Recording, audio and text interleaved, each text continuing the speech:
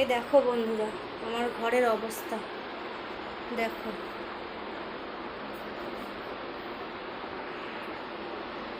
এখন বাজে 11:30, আর আমি এখন আসলাম ঘরের বাসি কাজ করতে। এর আগে আমি সময় পাইনি।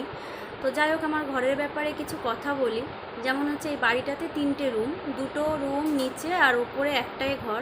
এই ঘরটাতে আমার বিয়ের সময় আমার মা যত ফার্নিচার দিয়েছিল এই ঘরেতেই সব রাখা আছে। তো কিন্তু এই ঘরে থাকা হয় না। নিচে যে রুমটা আছে সেখানে থাকা হয়, তার কারণ বাড়িতে শুধু শ্বশুর শাশুড়ি আর আমরা দুজন আর আমার মেয়ে। তো নিচে একটা রুমে ওনারা দুজন থাকেন, আমার শ্বশুর শাশুড়ি আর আমরা।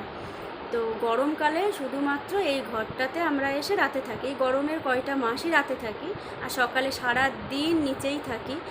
আর শীত বলো যাই বলো, সবসময় রাতেও নিচেই থাকা হয়।